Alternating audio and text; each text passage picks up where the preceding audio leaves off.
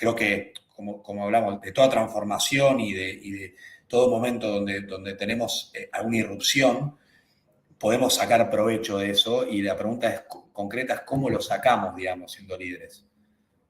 O sea, vos te referís a ese 58% de líderes que le preocupa perder ese talento. Exactamente, esa fue la estadística. Sí, muy bueno. La verdad que está para verlo. Lo estuve leyendo porque es muy interesante y tiene otros conceptos de los que no se vienen hablando tanto, como toda la parte emocional.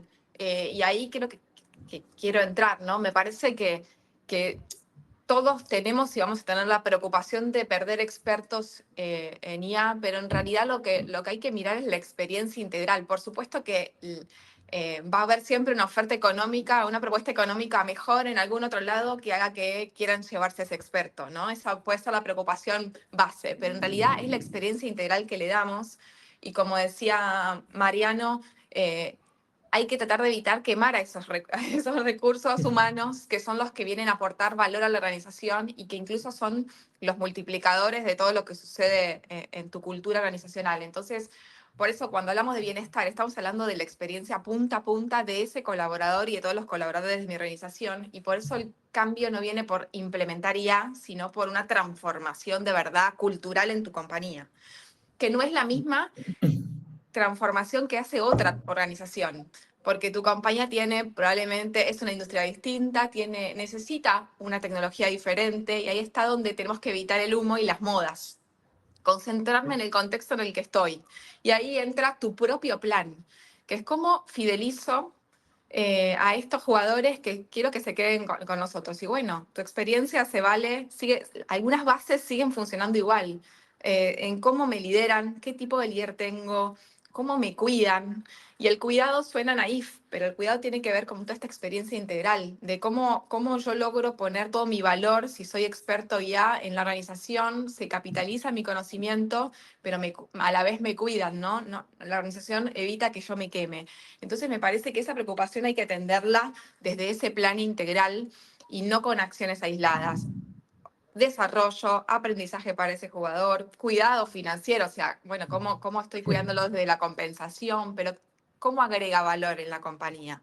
Entonces, no hay una solución mágica, seguramente dependa de tu negocio y de tu cultura, pero esa va a ser la forma en que vos puedas blindar a ese talento tan, tan necesario para tu compañía. Así que volvemos a las bases ahí, ¿no? Volvemos a las bases. María, Coincido perdón. full, Sabri. No, iba a complementar con que, a ver, coincido 100%, y en la medida a ver, que el talento que sabe de IA ve que lo que estás haciendo es un programa de cambio y un plan organizado y no simplemente estás tirando herramientas por rumores, creo que va a saber valorarlo. Entonces, de vuelta, creo que volver a las bases, ahí coincido, Sabri, que siempre es nada, es de vuelta, siempre va a ser clave para retener al talento, que siempre va a ser el más capacitado, el que esté ahí en riesgo de que un competidor se lo lleve, al menos sobre todo en tecnología, donde en general hablábamos de pleno empleo hace unos años, ¿no? Ahora un poquito diferente el contexto. No, y tema de generaciones, ¿no? Porque obviamente no es lo mismo, digamos, Sí. el talento de diferentes generaciones.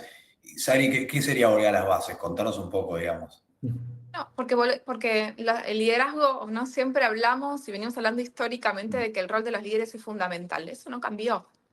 O sea, eso no cambió, sigue siendo muy importante. Entonces, un jugador que se siente dentro del equipo con autonomía, respaldado por su líder, que también le dice, bueno, pará, o sea, no necesitamos ir más rápido, que hay que pensar. El líder siempre es el guía. Y ahí puede surgir la pregunta de, bueno, de cómo entrenamos a esos líderes.